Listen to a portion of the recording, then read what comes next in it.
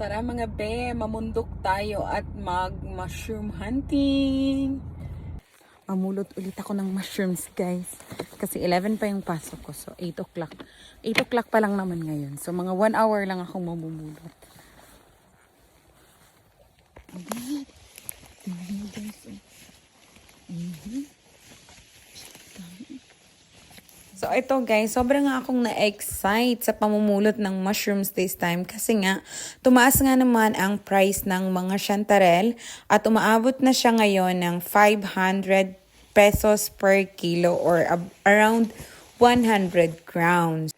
So kahit hindi ganun karami yung makukuha ko, malaking pera na din yun guys. May nakita akong ceps or boletus.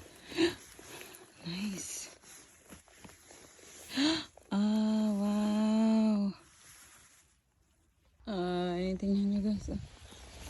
Dito sa may puno. Kaya naman guys, hindi na ako nagsasayang ng oras. Kahit 1 oras lang ako sa forest. Alam ko naman yung mga pupuntahan ko. So sinasamantala ko na talaga pag meron akong time. Lalo na pag late na akong papasok or maaga akong nag-out. Ayan. O diba? Kasi guys, sayang din naman yung chance, yung pagkakataon, lalo na ngayon na maganda ang presyo, 'di ba? So, sinusulit ko na talaga kasi sayang ang kita, pang baon ko na rin yan pag uwi ng Pilipinas. 'Di ba? Ang dami na. So guys, 1.5 oras akong nasa forest. Tingnan nyo, basang-basa ako kasi ang lakas ng ulan kanina. Pero okay lang kasi nakakapote naman ako. Buhok lang ang nabasa. So, kailangan ko nang umuwi kasi 10 o'clock na. May pasok ako ng 11. So, kakain muna ako bago papasok. So, ganito kadami yung nakuha ko guys. 1.5 hour. So, ayan, tingnan natin kung magkano yung makukuha ko dito. So, yan. Uwi na muna ako. So, see you later. Ito na guys. Nabenta ko na. Hi. How much did I get?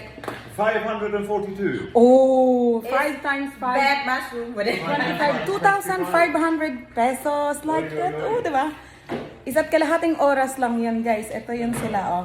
So, tatamarin ka pa ba? Kahit nga umuulan eh, diba? 500 and something. So, 2,500 pesos. Diba? 1.5 oras lang. Yeah. Thanks for watching. Bye.